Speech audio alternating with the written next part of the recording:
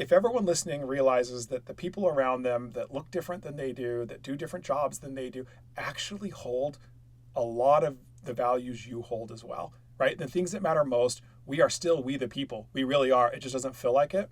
If you knew that to be true, how do you think you respond in the next conversation with the people around you?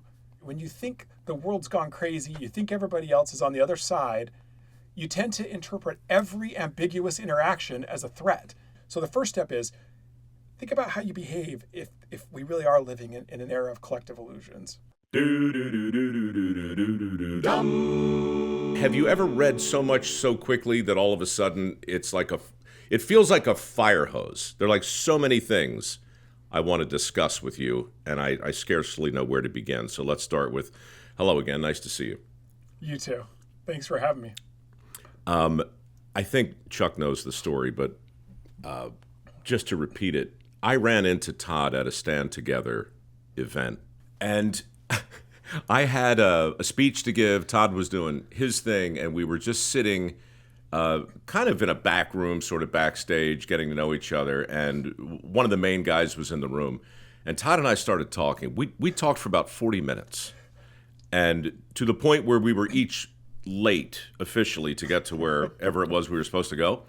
And Brennan, the guy in the room, pulled me aside after you left, Todd, and he said, Mike, if there's a way to have that conversation again and share it with the world, I think we can save the Republic. All right, well, that's a good high bar. Yeah, no pressure. Yeah. Where should we start? I mean, I kind of feel like, you know what, let's just start with what I first heard about you. You basically flunked out of high school, 0.9 GPA, and you somehow wound up to be a professor at Harvard. I want to talk to you about education. I want to talk to you about how that happened, you know, logical fallacies, collective illusions, all of it. But let's just start with the personal. What the hell, man? Sure. Right? So, yeah, look, I mean, it was interesting. I grew up in rural America and, you know, in a town, had a lot of things going for it, but it prized conformity above almost everything else. And that was never going to fit with my personality. And I just had a really, really tough time. And as it usually happens in school, if you do poorly in one year, you're probably going to do poorly in the next year. And it snowballed and I stopped caring. And come early my senior year, I'd like to say we mutually decided that I wouldn't come to school anymore, but the truth was they just said you can't come anymore because you have a 0.9 GPA and there's no chance of graduating and you're disrupting everybody else's learning. And so I dropped out. The fun part is shortly thereafter, my girlfriend, who's still my wife today, just about almost our 29th anniversary in a week, found out she was pregnant. So here I am in rural America without a high school diploma and a pregnant girlfriend. And, you know, that didn't go over too well. And I was pretty naive about it all. I was, okay, fine. Here we go. We'll get married and things will work out. And I started thinking about trying to get a job and the kind of jobs you can get without a high school diploma. And I just kept bouncing around jobs. I would do these not great jobs and get bored and try something else. And people were really frustrated with me and I was frustrated with myself. What people? And family, I assume? Family, yeah. Well, in this case, the general term people probably covers it, but, you know, I can't think of anyone who wasn't, but my in-laws in particular, and I actually really don't blame them for this. Could you imagine you've just married your daughter to this bum, right, who can't even hold a job? And I was like, what's wrong with you? I'm great, right? You know, but my father-in-law had landed on the idea that he actually told me, he said, I realized the problem is just you're lazy. And I thought, okay, that might be true. I mean, that's one explanation. And luckily my dad, who was the first high school graduate, first college graduate in our family, pulled me aside and said, you know, I don't think that you're lazy. I think that you have to be motivated all the time. And he said, I think there's a path for you where you could do work you really care about and get paid pretty well, but you can't get there from where you are. You got to do something. Sidebar. What kinds of jobs were you doing at that point in your life where you're clearly not going to go far down the academic road? Yeah. You're obviously just another horny teenager out in the country somewhere getting his girlfriend pregnant. I mean, what are you doing to pay whatever bills you have? Well, this is the homage to dirty jobs because I think I can top almost everybody's. So I bounced around the usual things. I sold chain link fence. I worked in an electronics store. I sold That's clothing. a usual thing? Yeah, Selling you know chain that old link story, fence? Chuck. I'm in the chain link fence business. Yeah, I had some of that screw you chain link money, right? But actually, I will say, if I had to go back to any job that I couldn't do what I do now, I loved selling. But that's a different. Hey, man, good fences make good neighbors, right? They And if we're do, talking they do. barbed wire, we're probably Yeah. talking one of the least understood influential inventions of all time. Barbed wire changes Absolutely. the world. Yeah. But chain link, I've Chain really link. never heard anybody lean into chain link before. It was great. It was great because, you got to just I didn't have to hard sell people. They would call in for bids and you'd go around, drive around. You got to control your schedule and you got to meet amazing people. And in this case, we had a better product and I felt like I was doing right by them. But here's the thing. So I left that job because it didn't pay very well. And we were on welfare, and which was its own experience and Sure. has stuck with me to today. And I left the job. The last job I had before I decided to go to college at night, I was giving enemas to people.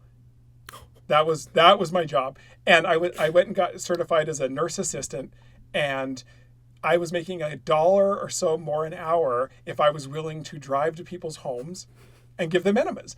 And this is no kidding. My boss said, you should invest in longer gloves.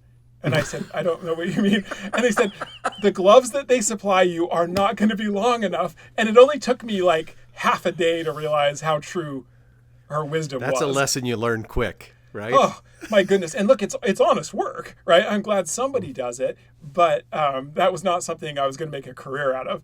And so... Well, look, Todd, this is not on my official list of things to talk about, but I can't gloss over it because when I was in the Boy Scouts, I think I was maybe 16 when this happened. My scoutmaster told me about a woman who lived just a couple of miles from where the troop met, and he said she needs some help. She's an elderly woman, and she needs some help. And I told her I'd send somebody over who was both discreet, trustworthy, and he kind of buttered me up. I honestly thought I'd be raking leaves. I thought maybe I'd change some light bulbs. The woman needed an enema, Oh, no. and she explained precisely what I needed to do to help effectuate the process. And honestly, I developed a facial tic. It stuck for like a week. So what was it like for you? Like we have a ridiculous question, but your very first enema, if you'd be so kind, walk me through it. Sure. Listen, they can't prepare you for it, as you well know, right? And they Right. And the problem is these really they're people who are bedridden or home ridden at least, and they've got challenges, and they don't really want you there either, right? The last thing they want is somebody else giving them an enema. And so no one's happy with the situation. But the trick is you really have to figure out how to insert the thing, right? Yes. And you don't really have eyes on the the solution. So you're really honestly, like, I would say groping your way around, which is quite literally true, until you figure out, like, and then they do teach you that besides having plenty of lubrication, that it is, there's an initial resistance to it, and you literally have to just push through, right? So this is training, and it's, again, they're not happy, and then it's working when the water goes up and then other stuff comes down, and you just have to sit there with your hand in essentially the toilet on, more or less, and wait for it to stop, and then take the thing out and make sure you're able to. I still remember very clearly how you pulled one glove off and fold it into the other glove. Yep. So that you're really not touching anything. And then, you try not to look them in the eye and you say goodbye. There is, I mean, you know what? You have to laugh about this, right? Because if you don't, then I can't imagine what you'll do. But when you think about the jobs that exist today that are going to require that set of not actual physical skills, but the ability to put your mind in a place where you can not only do the job, but where you can have a human moment with the person afterwards. It's like, I felt the same way. I didn't want to look at her because I felt embarrassed for her, but I also maybe felt a little embarrassed for me, and I just wasn't quite sure. So I wound up looking over my shoulder for the camera that I was sure my friends had placed in the room, like in some early episode of Punk'd. But I guess my question is today, look at what's happening in healthcare. Look at, the number of people who are going to be required and asked to do the very thing that we're talking about right now, multiple times a day after day, week after week, month after month. Those people need to remain sane, and we need to have them. We need to welcome them into the workforce. Absolutely. And, honestly, like, for me, I thought about it, like, these are people who are in this situation. They need help. There are real serious consequences to not helping. And, somebody has to do it. And you try to do it in all seriousness with as much dignity, both your own, but also respecting theirs. Yes. Knowing that it could easily be the other way around. And like I said, it gave me a lot of respect for folks in the healthcare industry. And look, it also made me appreciate the next steps in my journey all the more. And that was basically, that was not a sustainable job. And my dad had told me, he said, look, you could either start a business or you could go to college. And I had like $13 in my bank account and still to this day would not be a very good businessman. And so I decided, well, I'll just go to college. And I was really lucky because, again, I had the example of my father, who was a mechanic for most of his life, came home when I was in grade school, said, I think there's something more for me.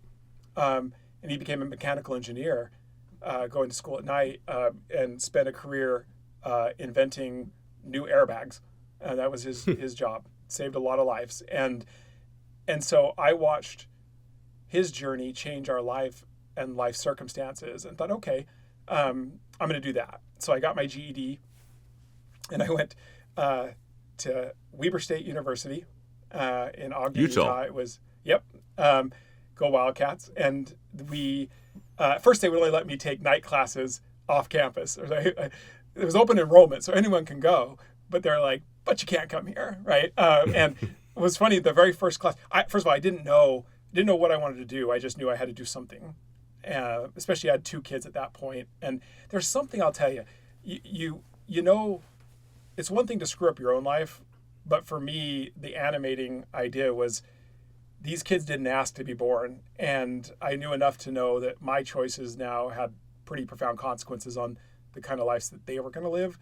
And so that was a big motivation for me.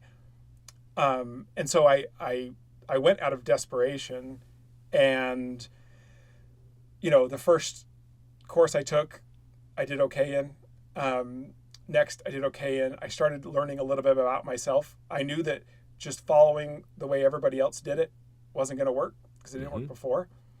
And I had probably the most profound moment of my life in terms of just life altering happened, if you don't mind me riffing here. Please. We really just talked about enemas, Todd. Yeah. I'm pretty sure the door is wide open. I'm trying to class up the joint now.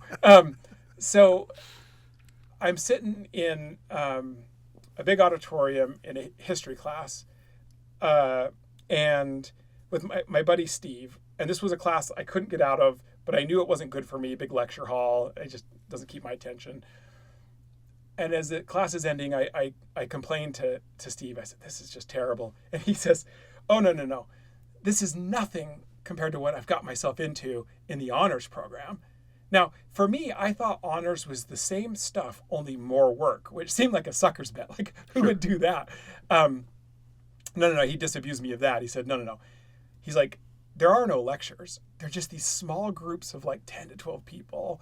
And he said, there are no tests. You just write stuff. And he said, I'm not even sure there are right answers. All we do is argue. And I'm like, whoa, whoa, whoa, whoa. Yeah, you could learn by just arguing. That's like Sunday night at the Rowe's house, right? Like, Sure. This sounds awesome. And so I just got super impulsive, and I was like, man, I got to be in this thing. Shameless plug. Chuck, it occurs to me as I sit here listening to Todd Rose that once again, I am not the smartest guy in the room. That ever happen to you? No, never. Never. I don't know about you, but when I realize I'm not the smartest guy in the room, a little bit of Noble Tennessee whiskey is just the thing to get my ego back under control and just make everything right with the world. You know what I mean? I know exactly what you mean. I've got a bit of rye here. Because it's March, Mike.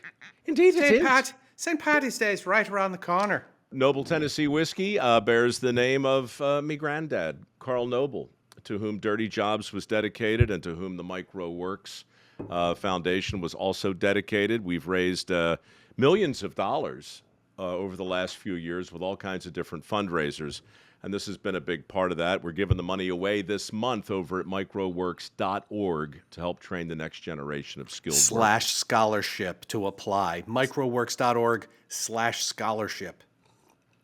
Like I said, when you're in the presence of a superior intellect, sometimes the only sensible thing to do is shut your pie hole and have a sip. Heads up, folks, this is 121 proof. If you go with the barrel strength, it's amazing. They're all delicious. I know I'm hopelessly biased, but if you want to get some, and I hope you do, it's noblespirits.com. Either way, here's to not always being the smartest guy in the room. Chindan.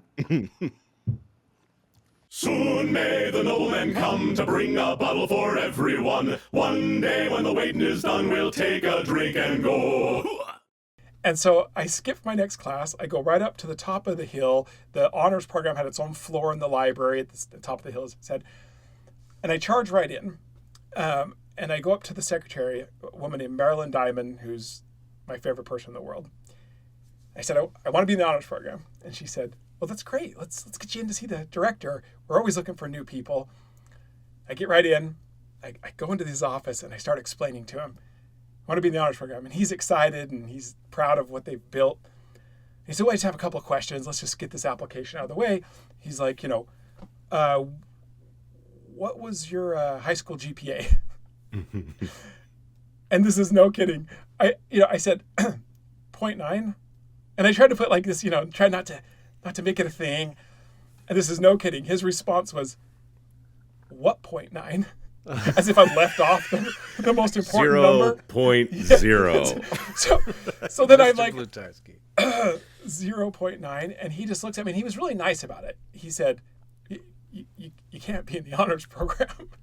And, he didn't say it, but I felt like he said, we have standards, right? So I was so embarrassed. I grabbed my stuff. Thank you so much for your time. Sorry to, bother you. Got up and couldn't just wanted to get out of the room. And as I'm going out of the room, Marilyn Diamond, the secretary, her desk was right by the door. And as I was rushing out, she reached out and she grabbed my arm.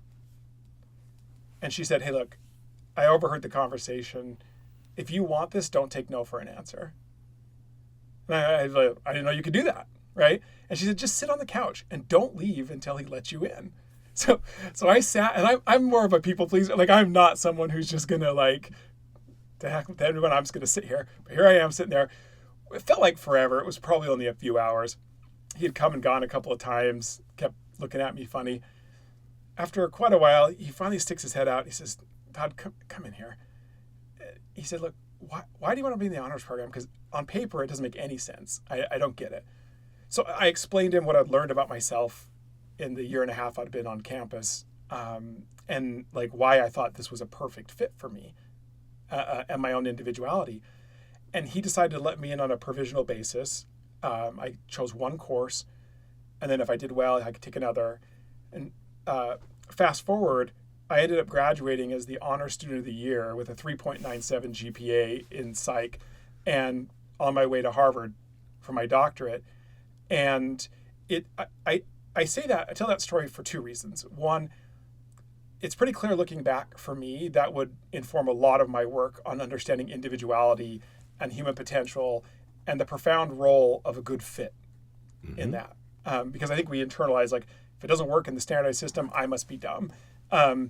Second, for me, it reminds me, I'm proud of what I do now and how I got here and how hard I worked. But the truth is my story is just littered with examples of Maryland diamonds. These people who take a moment to impart some wisdom or give advice.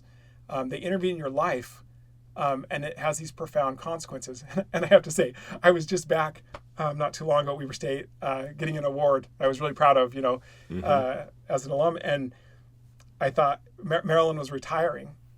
And I thought, so she was there. I thought, what a great opportunity to just really say thank you and tell everybody what she'd done for me. So I tell some version of the story I'm telling you right now. And they ask Marilyn to come up. She comes up, gives me a hug. Good to see you. She gets to the mic and she goes, well, thank you for that, Todd. I mean, I don't remember that.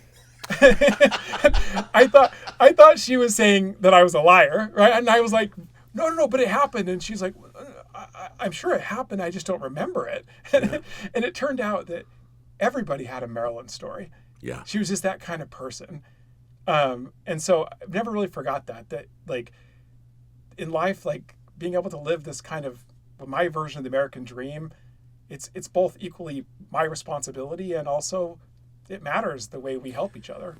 But it's just so poignant, and apocryphal. You have no idea what your books have done for hundreds of thousands of people who you're never going to meet, right? You put it out there. I don't know what Dirty Jobs has done for a lot of people I'm never going to meet, and so forth and so on. The thing about Marilyn is, it's not just what she said, and it's not just that she happened to be there. She physically touched you. She reached out and she grabbed you like a drowning man. Yeah. Right? Now, maybe she didn't see you as a drowning man, but you saw yourself that way.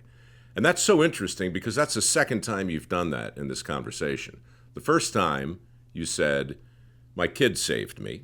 And the second time, Marilyn Diamond saved me. And each time it feels like you were a product of a conspicuous lack of motivation. It had to be provided by some external source. Your wife, vis-a-vis your kids, the secretary of the man you went to see. These tertiary satellite things reach out and touch you and sort of course correct. That's the conversation, Chuck, that we had, Todd and I, the first time we met. He talked, I didn't remember Marilyn's name, but I talked about Fred King, a teacher, who literally took us by the scruff of the neck, right, and said, not this way, this way. You can do that, but try this.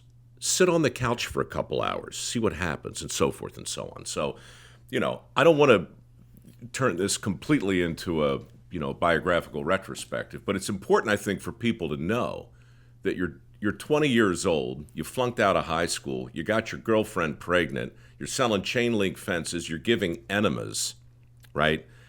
Now you're a professor at Harvard, you've written a bunch of books, and in every book, and I've read them, it's a version of saying, maybe not this way, maybe this way.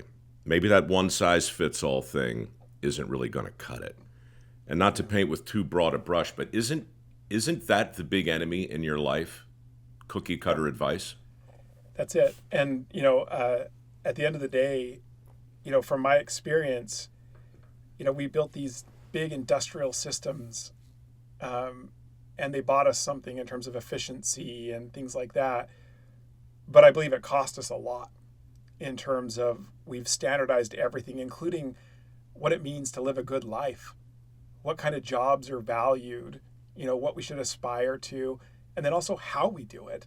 And, look, we're all born into this, and so we think it's just true, or at least somebody smarter than we are figured it out, and it must be the best way.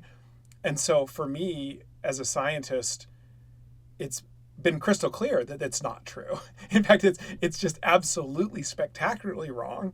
People's individuality is not selfishness, and it's not something to ignore. that distinctiveness is everything. And, where we're going as a country, like, we can get somewhere really fantastic if we recognize that fact again, that, look, people are different. Those differences really are valuable, and it's time to make them productive again. And so for me, I feel like I have at least some authority to speak to this, right? This is my area of research. And so I felt like an obligation to use books and other things like that to give other people permission, right? To pursue the kind of lives they want to live, not the lives people want them to live. That's such a great way to put it. Permission. So let's just stipulate that permission has been granted, and and talk about, like, for me, I want to get to work. I want to get to what's changed on the job vis-a-vis post-pandemic. I want to dig into all that stuff, but I don't think we can do it until we sort of peel back a few layers on the education side, because it's all connected, clearly. And if you would, can you talk about, because I think we get fooled. Sometimes the production line works. Mass production is a great thing, the Model T, right? But people aren't cars. Right. And so how in the world did we turn our public education system into this thing that just reeks of all of the factory protocols that I've ever seen? Right. Yeah, listen, we have one guy to thank for this, and it's a guy named Frederick Taylor. He invented a thing called scientific management, and most people have never heard of him, but we're all living in his shadow, and it sucks. And he believed that for everything there was one right answer. And so he went about saying, hey, we're wildly inefficient at work. And to your point, 100%, look, there are efficiencies and benefits to standardizing products, for sure. He takes it and invents a thing called human resources and decides that we're going to treat people as interchangeable. In fact, he's got one of the worst quotes. I'll paraphrase a little bit, but in a democracy, it was widely understood that institutions serve people, right? What's the point of education? Well, what do people want it to be? That's what it should be, right? He actually flat out says, so at least he wasn't trying to hide it. He said, in the past, people were first. In the future, the system has to be first. And he went quiet about part saying, out loud. He did. He just said, look, these institutions are too big. These systems, these industrial things, they're not flexible. We got to adapt people to these things. And so he sets out figuring out, he said, look, every single job, there should be one right way to do it. And we're going to measure that way. We're going to figure it out. We're going to use stopwatches to time everybody. He invented the concept of a manager that didn't exist. And he creates this layer of people who plan and people who do. And he hated the people that did, right? He had such a low esteem for them, for people that worked with their hands. He just didn't respect it at all. And so he says, he actually flat out told people, when they'd give advice, he said, I don't want your initiative. I don't want your advice. I want you to do the thing we're telling you and do it quickly. That's your job. And so that was so foreign to Americans at the time. This was 1930s. But suddenly we get this rush of standardization of products. We're benefiting from that. And we just start to take for granted that this was an okay way to think about how you run work. Then not surprisingly, once you start applying it to work, you got a cottage industry of people saying, well, wait a minute, what about the institution that supplies work, right? Education. Mm-hmm. And so we're like rushing to standardize that. And that's where we get like the bells that say it's time to move on to the next class. Yes. Right. And yeah, it's just, and again, it was like trying to scale something. Okay, fine, whatever. But they denigrated individuality. People are interchangeable parts. That's the point. And that actually seeped, that idea that you can ignore individuals seeped into the way we even do science. So that was part of the science that I've been able to participate in, which is we finally realized if you want to know individuals, you have to study individuals. You can't just study groups and pretend that you understand something. So we've lived with that for quite a while, close to 100 years. We've gotten a lot of efficiency out of it. We've got a lot of material abundance, but it has cost us our soul, right? It's cost us the psychological side, the flourishing, right? And we're left to this place now where kids go through the same factory-based education system. that has a singular goal at this point, which is prepare kids for college. This is what we've become. And so we don't care what kids care about. We don't care about teaching people the value of hard work, right? That people have dignity and people derive some sense of fulfillment from doing work that's meaningful. And we're paying a price for it. That's the bad news. Good news is we know how to get out of it. Why do we constantly fall into the same trap when it comes to persuasion and PR? When I think about the need for better PR around higher education that seemed clear and present in the 50s, 60s, and 70s, and in our attempts to make a more persuasive case for a university experience, I think we did and said a fair number of wise things. But why do we always go beyond it and say to the masses in a super cookie cutter way, not just, hey, this is a good and viable and important path, you ought to consider it, to if you don't go down this path, you're screwed. You're going to be stuck turning a wrench or selling chain link fence or administering enemas or doing any number of other things that actually have to be done. Why do we always go a bridge too far? Well, look, I think there's a two-part explanation here. One is, look, most of these problems always come because somebody on the top down thinks they're smarter than everyone else and thinks they can orchestrate society, that they know best. They've got a plan for all our lives.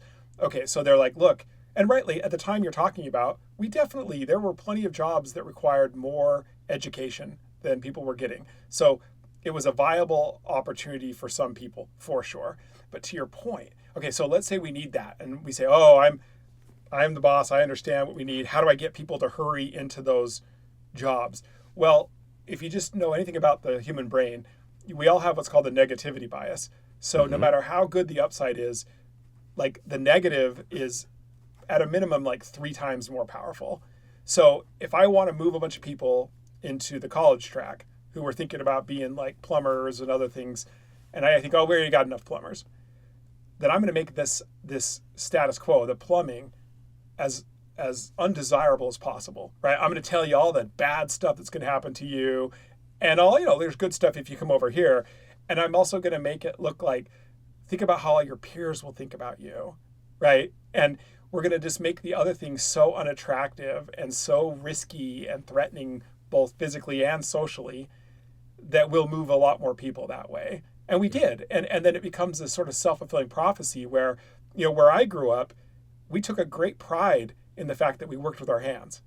In fact, I would even say almost too much pride. Like we ignored that there's intellectual work and that's equally valuable. We were proud of the fact that we didn't. Of course. And to be fair, that I wasn't meaning to suggest it only goes one way. You can find that same kind of bias in a lot of trade unions. You can find it in a lot of communities where, the fat part of the bat is self-evident to people and everything else is either a vocational consolation prize or something subordinate. It truly cuts both ways. Absolutely. And so, if we can get back to this point, and we're seeing this a lot in our private opinion data, which is coming out of the pandemic, people have refocused on meaning and purpose in life. It matters a lot.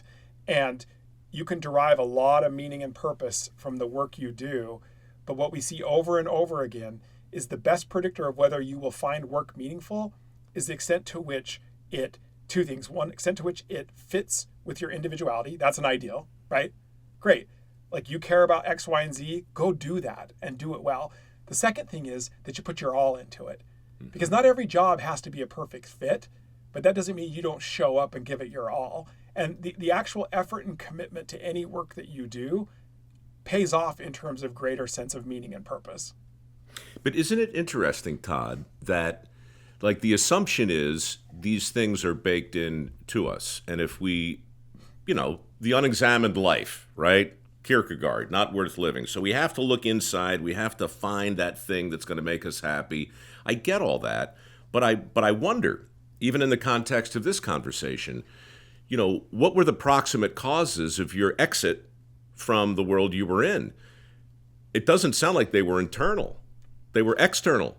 They were Maryland Diamonds. They were kids. They were things that happened to you to make you go, no, wait, maybe the answer isn't like in me. Maybe it's around me. Right. And I think that, not surprisingly, it's a mix. But I would say, as a reformed academic who's since left Harvard for greener pastures, I actually think most of the self-discovery is in the real world. It's in the doing of things. And so you can spend forever navel gazing, taking a bunch of tests. That doesn't hold a candle to just jump in and do something. And, look, you might find out, like I did, there's certain things you really hate. That's actually really good, right?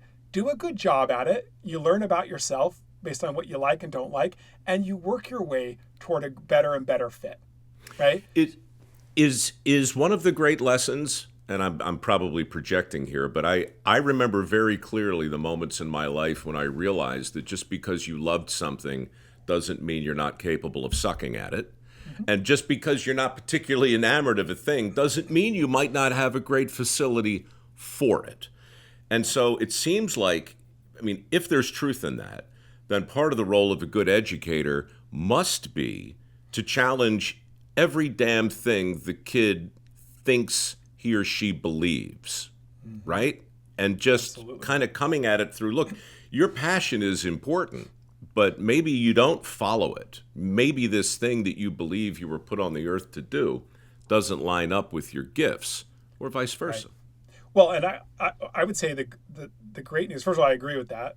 Second, I'd say we live in a time in human history where there's such a range of jobs that exist and that can be created, that I would say, and I wrote about this in Dark Horse,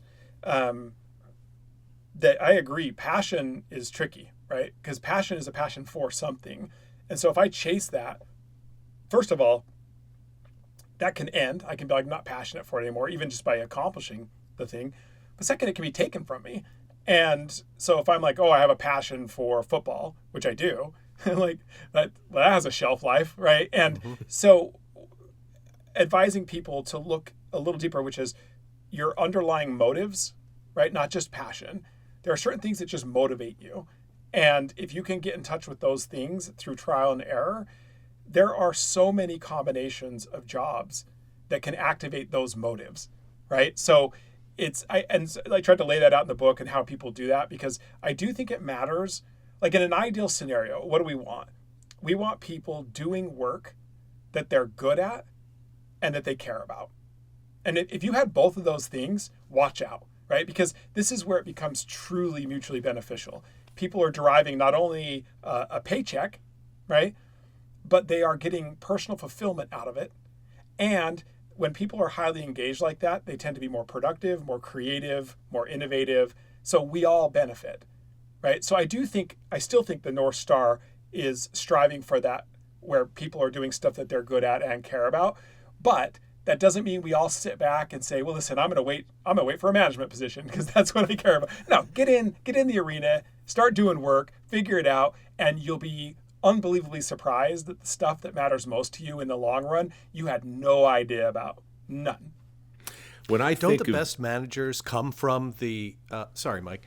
Don't the best managers come from the workforce, into the people who've actually done it before? You said you said something about the a lot of people like Frederick Taylor. They're always thinking top down, whereas the real innovation comes on the factory floor from the people who are doing it. Isn't that correct?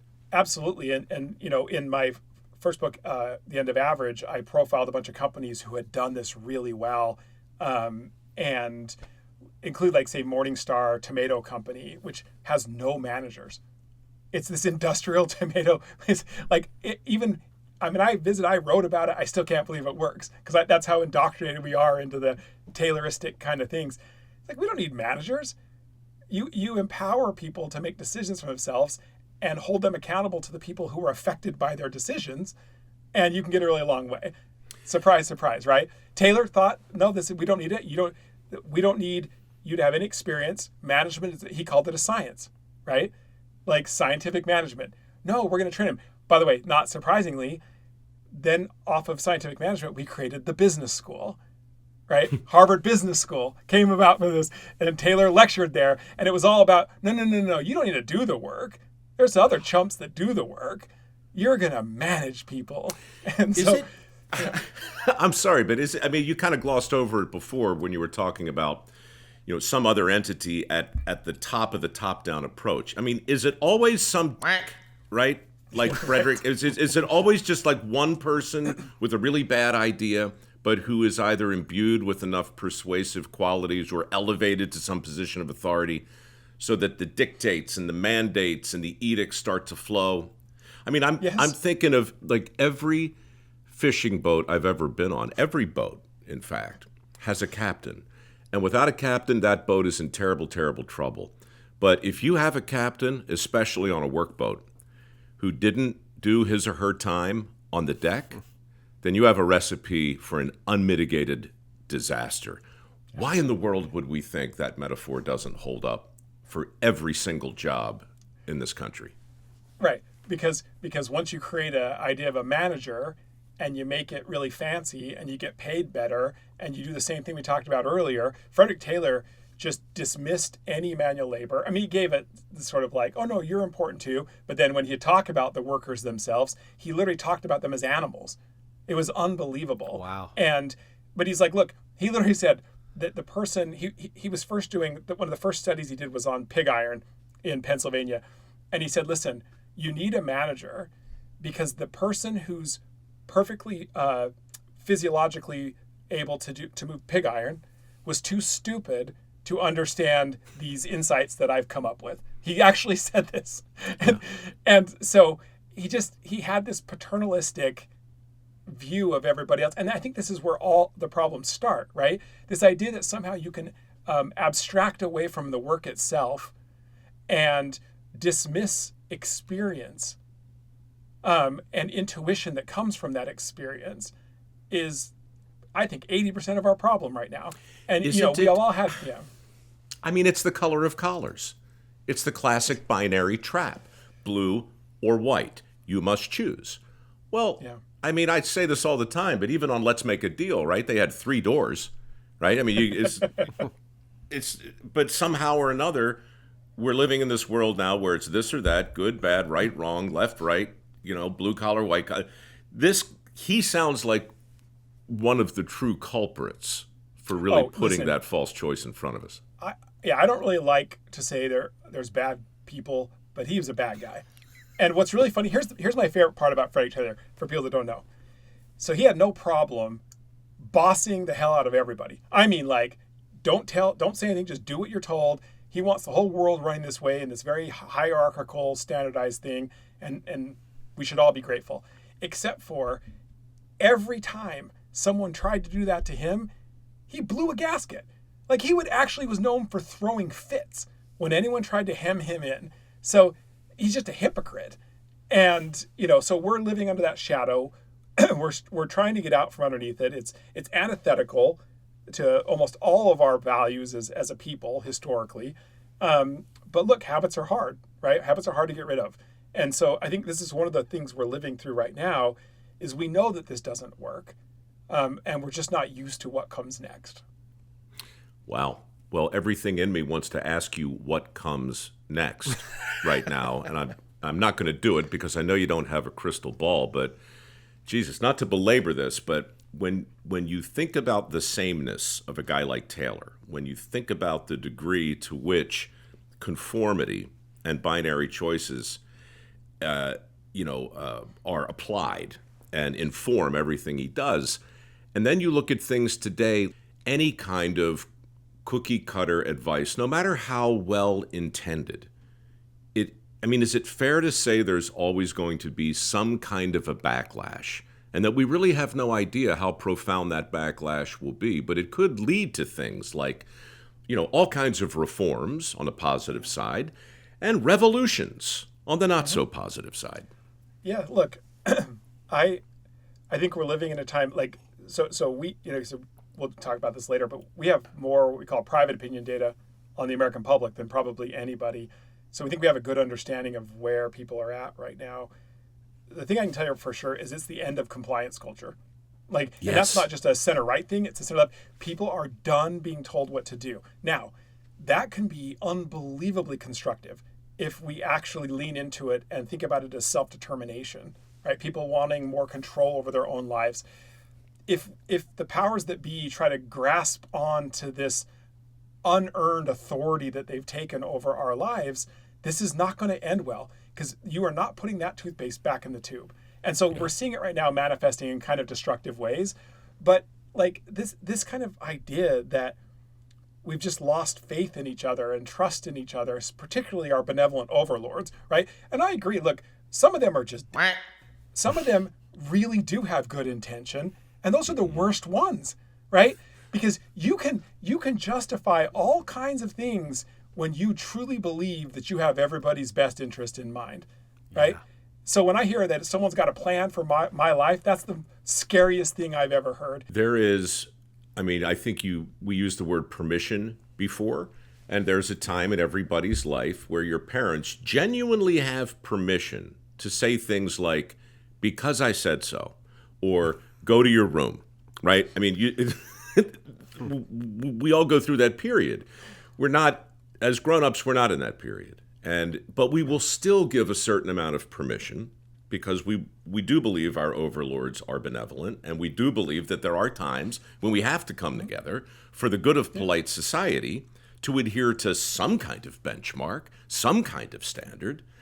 You are populous, right? So make sure people understand what this think tank does, how it came about, and why it's moving the needle in all of these different categories.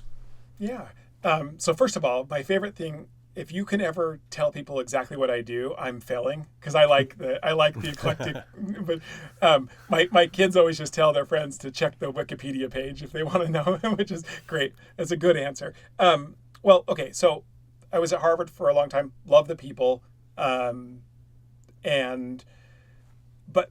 the world that I want to live in, and when I said I think we have an idea of what could come next, I do have a good idea of what I think should come next, and we can talk about that. But I'm sitting there, and I've reached arguably like the pinnacle of intellectual society. You know, it's pretty great, and that was kind of like, hey, I'm going to be a professor, and here I am, and I was directing the Mind Brain Education program. Very proud of the work, proud of my colleagues. But if I was honest, I increasingly felt like a hypocrite, because the world I want to live in does not define excellence or quality based on false scarcity. It doesn't say this is a good institution because of how few people it lets in. Something's wrong with that view. And that's not a Harvard problem. That's a societal problem that creates a game that Harvard's winning at. And I felt like, this is kind of funny. You know, here I'm writing all these books and saying all these things, and, you know, and I try not to pull punches. I mean, I'm going to say what I believe. And then, but I kept telling myself, I'm still going to stay at Harvard because I can use this to advance the ideas, right? Because I will say, boy, when you have that as part of your identity, it is some easy sledding. It doesn't matter where you go in the world, doesn't matter how dumb your idea is, people think you're smart. Like, you can get away with a lot of bad ideas if you're a professor at Harvard. But where did Frederick Taylor study, by the way? He actually had a vision problem, so he was supposed to go to Harvard. Actually, he worked for the family business. His family was pretty wealthy, but so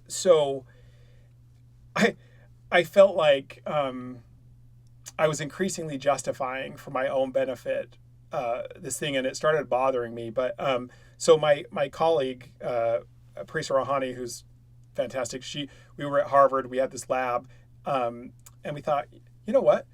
Like, all the things we care about are all in the real world, and they blend together, thinking and actually doing, right? Mm-hmm. Getting your hands dirty and trying to change things. And so we decided to spin out our lab and go on our own, and we phased out of Harvard slowly, and we were out for good right before the pandemic hit. And it's been just fantastic. It's sort of a, like, practice what you preach kind of thing, you know? And so Populous, I don't know what to call it other than the think tank. I just don't, it doesn't really fit any like categories, but here's what I'm obsessed about, and this is what I think comes next.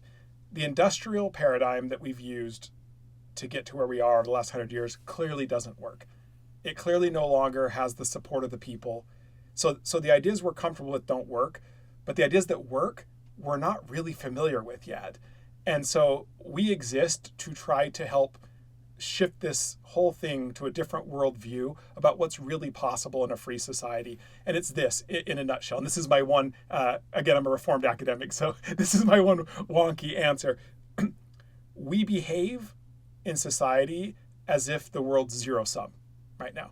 Like, if you think this about much it, success for you, this much success for me. Means somebody's got to lose if you win a little. And if you think about the miracle of free markets is, and this goes all the way back to Adam Smith, that's the central insight in Wealth of Nations, is this whole idea of an economy as zero sum is silly. And yet we had done that forever and everybody was poor. And once you realize that it didn't have to be zero sum, that you could actually have an abundant economy where you produce positive sum outcomes. Like, you've seen the hockey stick, change in GDP. Like, we're all living with the benefit of this. Okay, fine. So we've proven beyond a shadow of a doubt that you can create material abundance. But what's the point of materialism if not psychological abundance, if not happiness and flourishing and fulfillment? And it's there, weirdly, that we keep structuring our institutions and our cultural norms as if somebody has to lose. So again, I'll go back to education. It is absurd that we say Harvard is great because of how few people they let in. You're sitting on tens of billions of dollars and you don't add a single seat in decades? Because if you did, you'd fall in the rankings of U.S. News and World Report and people wouldn't think you're that great. Something's really wrong with that. And so for me, I look at this and think, we know exactly what the conditions are that have to be in place to get both material and psychological abundance. And you can only do that in a free society. Authoritarian regimes could never do it because it requires a commitment to individuality and a deep belief and trust in individuals working together to address our challenges.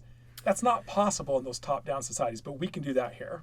So, with respect to cognitive dissonance, you're an egalitarian at heart who found himself in the belly of one of the most elite institutions on the planet. And I mean, do you remember the moment when you awakened and just went, oh crap, I can't sell this anymore, I can't live with this anymore, I'm just too far out of sync to function? Yeah. So, first of all, again, I'll just echo, as much as I dislike the structure of our system and the game that has to be played, there were really amazing people that I worked with, and I really still appreciate that. Yeah, look, it was, this was I had, I'd written End of Average, I had written Dark Horse. Both of those are clearly poking the bear a little bit. And in Dark Horse, I went even further, and I thought the whole idea of the way we do admissions was silly, and that they should just name their standards and then lottery in if you're going to make it scarce. That it seems like an obvious thing to me. But it was actually a conversation with my son, which I think you'll get a kick out of this, Mike. So, I try to tell him, do your thing, right? Like, so getting a degree in higher education was good for me, but I don't want them following my path. My oldest son does cybersecurity for Amazon now. He's living his best life. My youngest son, he's in college, becoming a mechanical engineer when Dark Horse is out, 2019. And I'm on tour and I'm telling everyone, So first I get a text, and I'm out of the country on the book tour. And he said, listen, when you get home, we need to talk. I was like, uh-oh. I'm thinking, okay, who got pregnant? Okay, here's how I'm going to deal with it, Well, you would think that. Right? I mean, luckily that wasn't the case. So I get home, and he's got Dark Horse, dog-eared, marked up, stickers. And he's like, I'm about to graduate, with this degree in mechanical engineering, and I think I've made a mistake. And I want to do something different. And so I'm asking him, and he said, and he does, is he just loves the practical. He loves working with his hands. I mean, he's such a brilliant human being. And he said, I kept waiting for it to get practical. And it just kept getting more abstract. And he's good at it. I mean, this is the funny thing. He's good as anybody at the abstract. But he was like, this isn't, he's like, but then I thought, well, we've invested all the money, he's like, but in the book, my first reaction, this is no kidding. I hate to say too much about myself. My initial reaction was, no. I meant that for other people's kids. Right? Yeah, right. Not you. You just go get a job in the thing you got your education for and suck it up, right? Like, so we laid it out, and I said, okay, let's talk about what it means to be responsible here, and he's just living his best life. He's got this eclectic mix of projects, everything from woodwork up to like literally game design, and he's doing all these things, and it's just his own. Like, you couldn't put a name on it. Right. But so that was the first thing, which was kind of fun to lean into that. But then in our conversations, he was like very nice about it, not like, Dad, you're an idiot, right? You hypocrite. But he was like, so how do you feel given what you're writing about and what I know you believe in and what you do for a living? Like, jeez. How does that work? And he was Go like, to your room. Yeah, exactly. I was like, because I said so. That's not the right answer to that. But I'm like, you don't understand. I'm just, But I thought, you know what? It's really right. And I realized that the justification that I could do more good with the power of this symbol felt a lot like, or adjacent to, listen, I'm going to take control from everyone. I'm going to tell you what to do for your own good because I really do have your own good in mind. Like, it's sort of like, no, I want you all to move on, but I still want the benefits of the hierarchy and things like that. And I realized that it was actually more that I got caught up in the identity of it. And I started thinking, well, who am I if I'm not this? And that was scary, actually. Not scary that I even got there. And so I knew that if I was making a decision based on the work I want to do and the kind of impact I believe I could have, it was best done outside of the academy. If I was making a bet on what was comfortable and didn't challenge me at all and allowed me to feel like I was this smart person with nothing to prove, then I would stay exactly where I was at. But once again, it's the kid who calls you on your bullshit, right? It's the external force that goes, hey, not for nothing, but... I mean, it's just such a great gut check. Okay, I got to get into By the way, I commuted his sentence. He was only grounded for 2 months instead of 3. So it has a good ending. You really are kind. He's thriving in the chain link world right now. He's absolutely knocking it out of the park. Okay, so back to Populous, the recent research. What have you learned post-pandemic about, and we kind of talked around this a little bit, but it's not work, Todd. It's meaningful work. I mean, let's assume when we say work that we all want to feel like we're moving the needle in some way, shape, or form, whether we're in a blue collar, white collar, small office, big factory floor, whatever it is. What did we think we knew, and what have you learned that we just simply got wrong? Or what illusions collectively are really at work in the workplace? Yeah, so just as a little bit of a setup, so a thing that we're known for at Populous, which is just incidental, it's stuff we needed, is to get to the world we want, we need a drop-dead accurate understanding of what people really think and what they want out of our institutions. And unfortunately, this won't be surprising to anyone, right now in American society, there's an enormous amount of social pressure to say the right thing.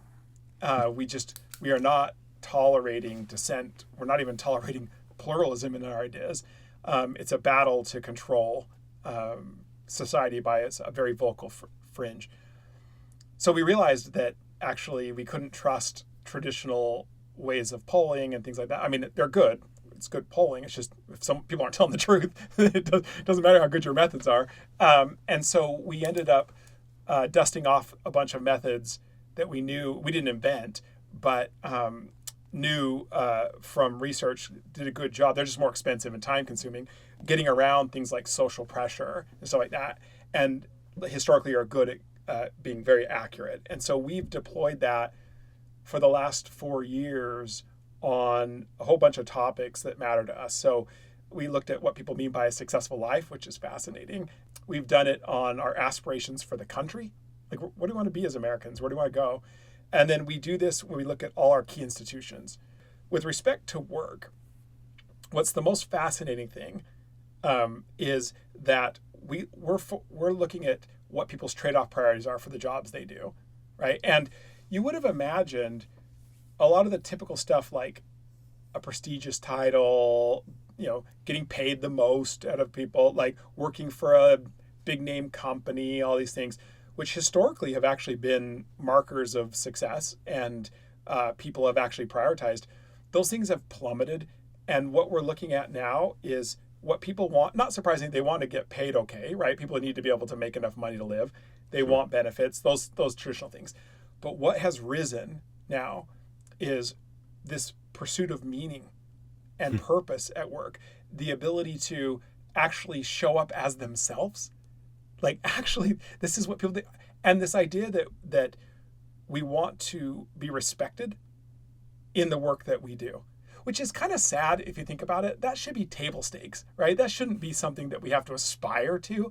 But I think it's part of this denigrating of so much of work that we feel like we're not even respected in the things we do.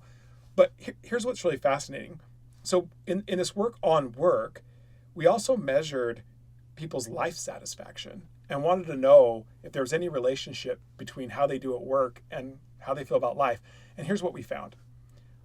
You have a strong correlation between the extent to which you're achieving on your priorities at work and how satisfied you are with life, not just your job, which I think is kind of promising, right? As we look to optimize, like, what is it you're trying to get out of work? And if we can help you get that, not only are you a better employee, which plenty of research shows that to be true, but that it actually has this spillover effect in actually making you happier with life.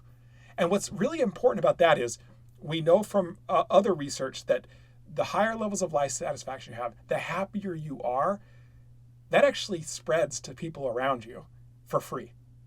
Like actually within 3 degrees in your network, an increase in your happiness is likely to increase other people's happiness for free. So I do think we're on to something as we start to think about and prioritize meaningful work. And here's my favorite part of all about this, because what people often say when we talk about this is, but not everyone can do stuff that's meaningful. Someone's got to do, and then they name the job that they hate, right? Yeah. Well, we've done some fun work, and we're doing a bigger study of this year, where you list out all the jobs that you can possibly imagine, right? And you ask people, would this be fulfilling to you? Would this be a, take it or leave it, and like, never in a million years would I want to do this, right? And then you ask people, like, what do you think everybody else is going to say? Well, we all assume that everybody wants the jobs I want, and everybody hates the jobs I hate. And so in your mind, you're like, this doesn't work. We all can't do what I do, right? But in reality, every job gets covered. Every job. It's crazy. They're just people's individuality ladders up to combinations of things where they're like, that seems like a great idea. Like I told you at the beginning of this conversation, if I lose this job and I have to go back selling chain link fence, I mean, I'd like to make a little more, but I actually really enjoyed that work. And I think plenty of people will be like, are you kidding me? Chain link fence seems about on par with giving enemas, right? So, well, look, the reason Dirty Jobs was such a tough sell is because nobody at the network believed that anybody would want to watch portrayals of what felt like drudgery in their mind's eye. The reason it's still in production 20 years later is that the cognitive dissonance has become simply unavoidable. That show, through humor, portrays hard work and confirms all of the difficulties and challenges you would associate with it, but it sprinkles over the top a patina of dignity, humor, a band of brothers mentality, and in many cases, a level of prestige, to your point, and prosperity that you wouldn't expect to find. How do you square multimillionaires cleaning septic tanks? Well, you can't, at least not easily. So it forces you to at least have a conversation, right? Yeah. And so, that's why I'm so interested in your research. I take it to the extreme on my show because I can just visually say, hey, get a load of that, and people's brains do the rest. You have to do research. So back to a couple of key things that you really learned that surprised you. That's what I want to hear about. And God, forgive me again. I'm sorry. I know I'm free associating, but have you read Everybody Lies? Yes. And here's the thing. It's 100% true. Yes. That methodology, that guy relied on Google searches to come to his conclusions. And those conclusions are so fundamentally at odds with the conclusions that come from surveys and polls. Mm-hmm. Speak to that. So we just did a thing called Private Opinion in America. This was last year. And 100% right, informed by this, knowing that everyone's feeling social pressure. So there's really interesting methodologies that can get around when people are just lying. We can actually estimate how much are people lying and what are they lying about.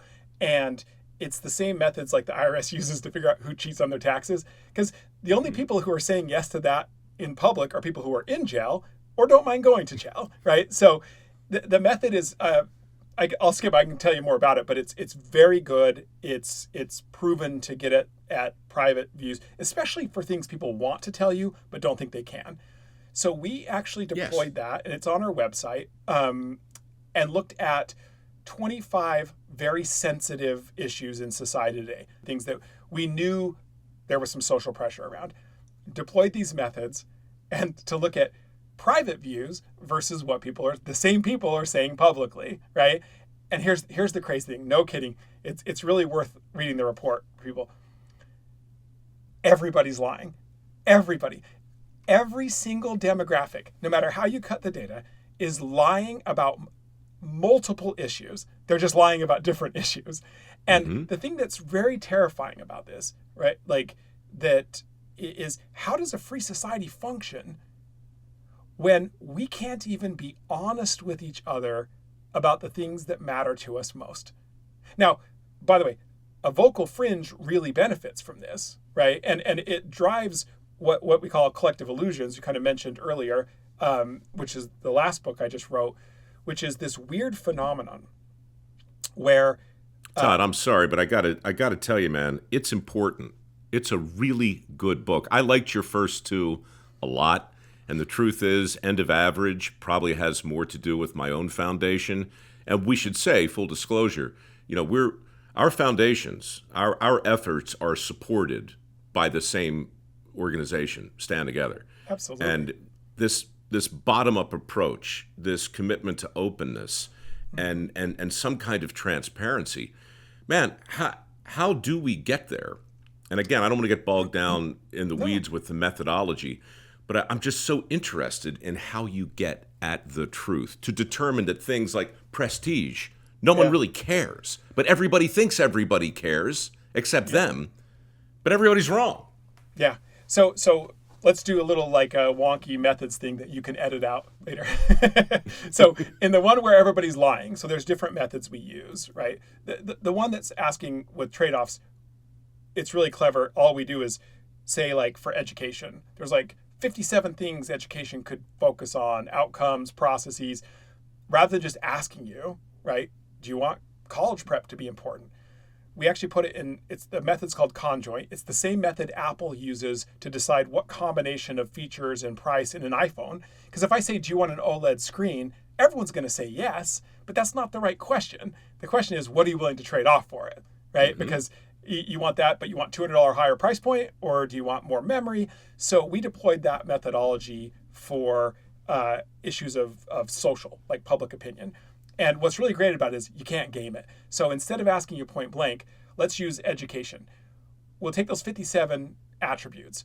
And when you're taking this survey, all you see is we're asking you which what's your ideal like education, or what school would you choose if you were choosing a school right now?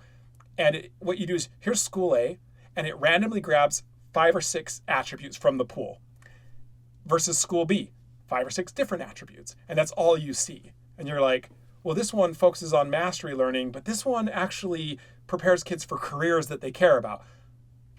I'll choose school B.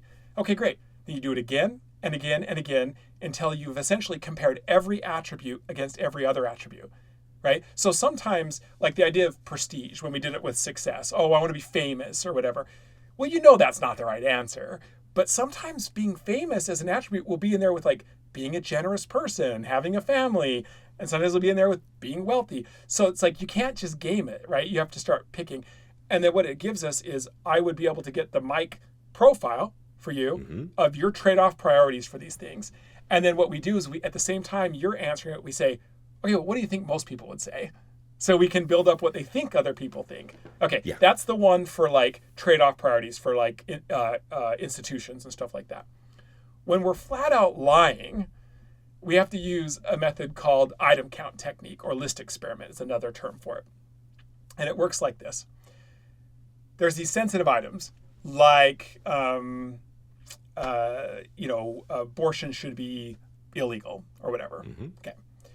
Clearly people have strong opinions, and, depending on your political persuasion, there's a right answer. So we will ask one random sample of people, just ask those questions, right? So do you agree with this statement or no?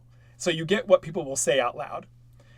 And then what you do is you get this, to get at private opinion, we create what's called a control condition. So we come up with a bunch of other statements that aren't controversial, but people have different views. So like recessions are part of an economy, right? I mean, people have different views, but I don't think they're fighting over it, right? So, and we know that. So then if you're in the control condition, we give you 4 of those. And we say, how many of these 4 do you agree with? You say 3 of them. Okay, great. And you go through that a bunch of times. In the experimental condition, we take those 4 and we add in the sensitive one. And so if you're in the experimental one, we say, how many of these 5 do you agree with? Well, it's been engineered so that no one ever agrees with all 4 or all 5. So you're going to be like 2, 3, 4. So you feel very comfortable that there's no way that I know what your view is on any particular thing, but we can actually compare those two and extract an exact estimation of people's opinions. And it turns out that research has shown that method is very, very good at getting to private views. One of my favorite examples of that is they peppered in for a sample of people questions about, you've been convicted of a felony. But they included people that they knew had been in jail and convicted of a felony, but those people didn't know that they knew. And then looked at the public opinion, which only about 20% of them were honest about it, and this other method for which you were within margin of error. So we've got those things, so we can get at that. So that's fine, but that's a temporary sort of Band-Aid for the problem, right? The solution is cultural. The solution is getting back to a healthy respect for the dignity and worth of other people and a tolerance for different views. And I will say, just to keep rambling, because it's my show. No, got all day, man. That's right. This is a problem because we're just scratching the surface, and we've been at it an hour and 15 minutes. God help us. That's why this is one of the first 10 together, right? Isn't that what was in the contract? Careful what you wish for, man. Right. So here's the thing. The reason I wrote Collective Illusions is that this idea, and it's basically defined as a phenomenon where most people in a group or a society end up going along with something they don't privately agree with just because they incorrectly think that everybody else agrees with it. And so as a result, entire societies end up doing something that almost nobody wants. Now, we've known about that phenomenon for over 100 years in terms of research. Up until the last decade or so, it was such a rarity that we didn't bother to really think much about it. It has exploded now. And the reason it is, like, you name the thing that matters in society as a listener right now. Whatever you're thinking, I promise you, it's a coin toss whether you're even right about what the majority in this country thinks. And here's why it happens, and if I can just riff just a little longer here. So you get to this place, not because there's bad actors or whatever, although I'm sure there's some of that. It's just how our brains are wired. So basically, our brains have a conformity bias, right? All else equal, we prefer to be with our groups, not against our groups. And that's okay. That's good. But we are absolutely terrible at estimating what our groups think, because your brain uses a shortcut, which must have been good at some point, but is really bad now. No kidding. Your brain thinks that the loudest voices repeated the most are the majority. Okay. It was never really true. Must have been a decent workaround.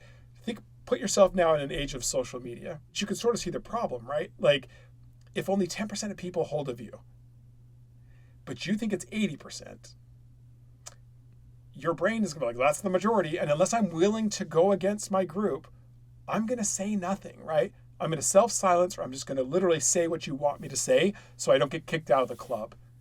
And the result is these massive collective illusions. So that's where we're at today. And frankly, free society doesn't hold. It doesn't hold when we're this wrong about each other. And I will say, one of the things that's been so fascinating about doing all this private opinion research, and I don't mean to make this a good news story, because if it wasn't, I wouldn't say it, but for all the perception of this deep polarization in our society, the truth is in almost every aspect of life that matters most, we have so much in common in private. Mm-hmm. It's unbelievable. There are a few areas like immigration and things like that where we really are divided privately, but those tend to be along political lines, and they are few and far between. And they're process problems, right? I mean, right. The people with whom I disagree most vociferously on all these hot button topics, by and large, we don't disagree on outcome. We kind of want the same thing. Not always, but in many, many, many cases. What we disagree on is process. Yeah. And then, I remember reading, as I'm sure you must have, The Madness of Crowds. Yes. Right? Which, was years before your book and probably not read by enough people. But right. There's no need to read it now because you've done it in a way that, frankly, is so much more accessible. And we've been talking about these methodologies, and these are in regard to the populist insights that have come about through the Workforce Index, essentially? Workforce Index, the Education Index. We have a new expectation for our education system for K-12. We want it to be focused on careers and meaningful work. We want it to be focused on more individualized education. Every single individualized attribute ranks higher than every single standardized attribute now for the first time ever. Okay? And here's what's really fascinating. All we hear in public is this debate about indoctrinating our kids, and it comes from both sides. This is not just a left thing. The right just wants to do it their way, right? Like, they're just mad that they're not the ones indoctrinating our kids. Okay, well, what does the American public think? Guess what? Every indoctrinating attribute is a bottom 25%. And you know what? The only attribute, the number 3 attribute in the entire index, and the only attribute for which every demographic has it in their top 3, is that kids learn to think for themselves. So wow. There's such a disconnect. And by the way, the top thing is they want kids to have practical skills. It is the number one thing. Like, there's such a disconnect. Okay, so, and here's the thing. I care a lot about public education, right? We do. What a great achievement in a society to mass educate people to such a level, right?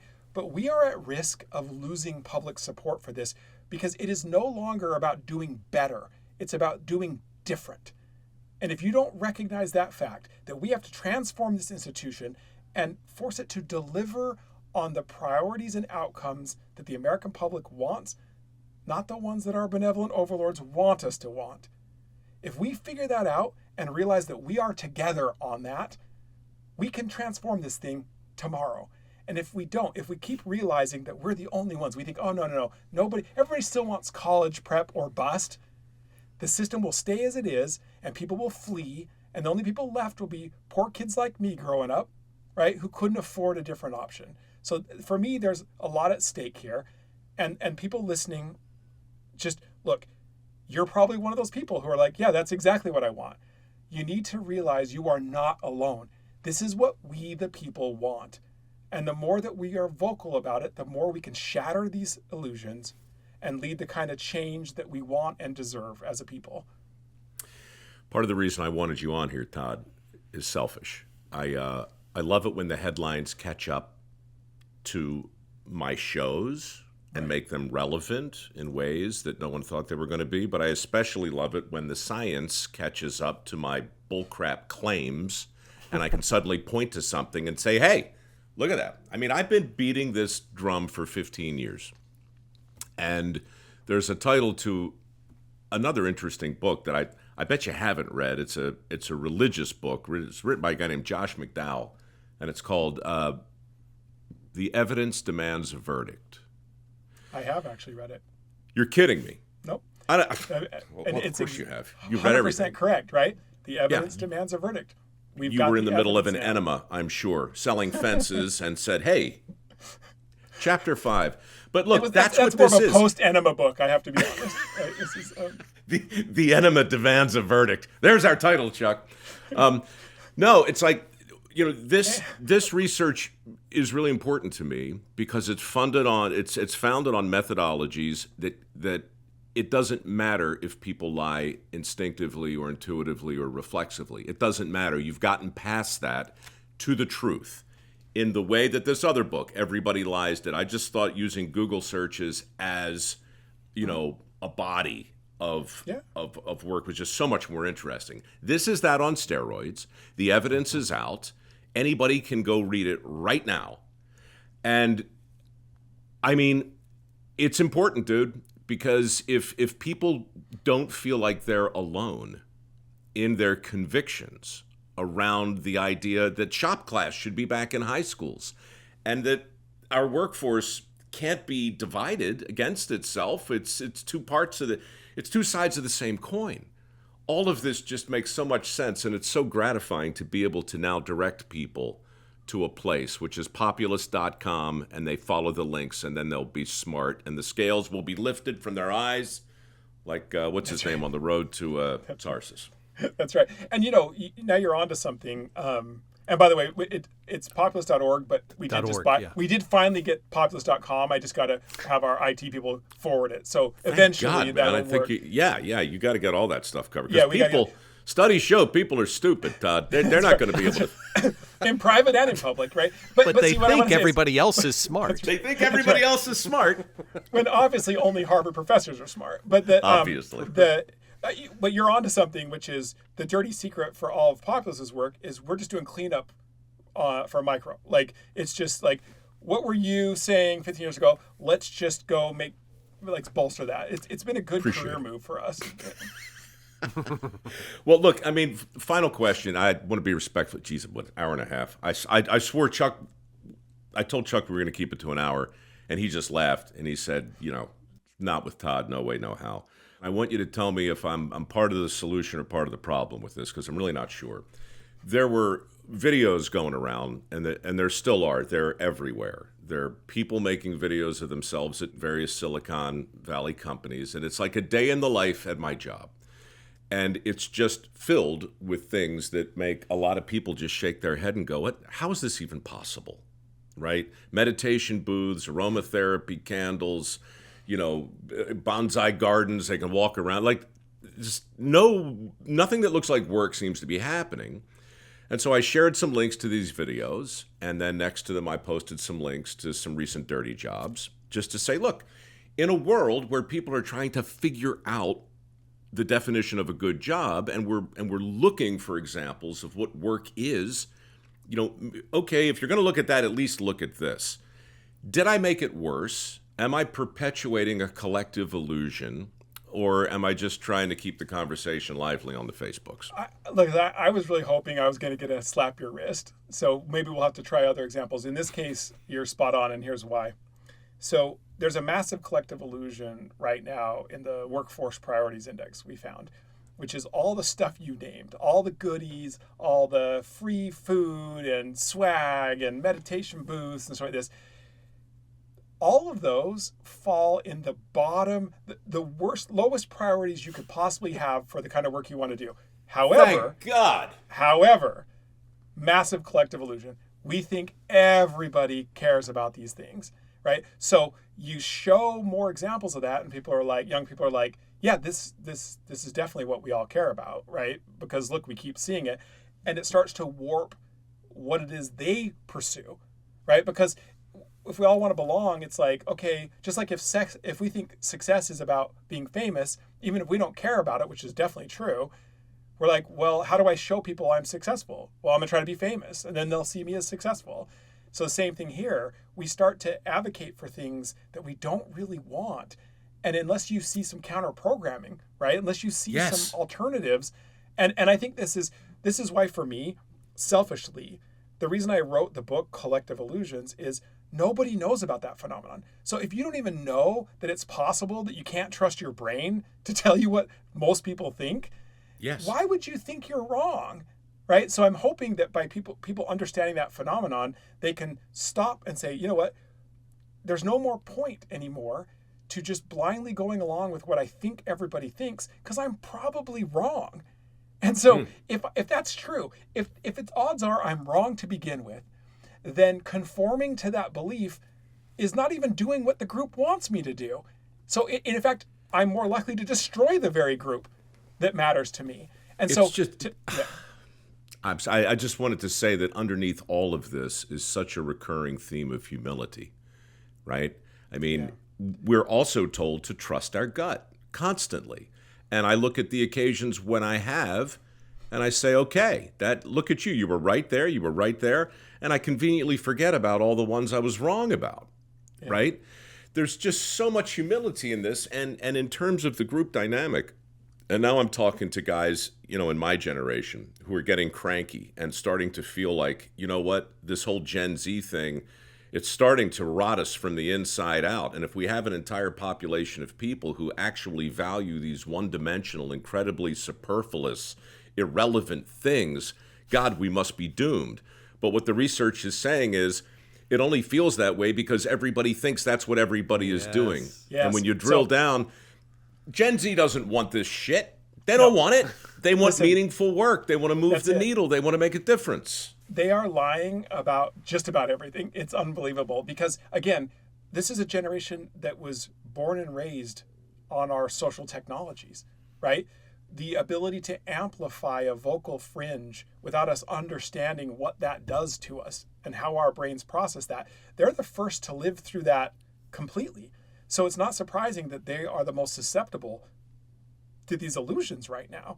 So that's the bad news, because if you don't do anything about illusions, they tend to become private opinion over time.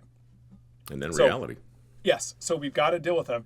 The good news, best news of all, I will say, is kind of twofold. One, if everyone listening realizes that the people around them that look different than they do, that do different jobs than they do, actually hold a lot of the values you hold as well, right? The things that matter most, we are still we the people. We really are. It just doesn't feel like it. That's the first step. If you knew that to be true, how do you think you respond in the next conversation with the people around you? Right? Because when you think everybody's against you, when you think the world's gone crazy, you think everybody else is on the other side, you tend to interpret every ambiguous interaction as a threat, right? And you double down on your side and you just make it worse. So the first step is think about how you behave if we really are living in an era of collective illusions, okay? Second, the good news about collective illusions is they're disastrous when they're enforced, but they are fragile because they are lies. And history has shown us when we shatter them, you can unlock social change at a pace and scale that would be unimaginable otherwise. And the good news, the best news of all is nobody else can do this. It's we the people that have succumbed to these illusions, and only we the people can shatter them. And I will just say, this is my wonky ending, and I did this in the book because it's the best example of this ever is the Velvet Revolution in Czechoslovakia in the 80s. We overthrew communism without a single person losing their life. And that Velvet Revolution was led by a poet and a playwright, Václav Havel. It had no military experience. was never a politician before, never formed a political party after, and he had written this satire of communism called The Garden Party. And it was so subtle that the censors didn't even know they were being made fun of. And it was the Hamilton of its time. Everybody came for years, and he said, look, they laughed at all the right parts. Like, they laughed at things they would not find funny if they really believed in communism. So he realized that the problem was not private agreement with communism, but a collective illusion. And he was so brilliant. He wrote a thing called Power of the Powerless. It's free online.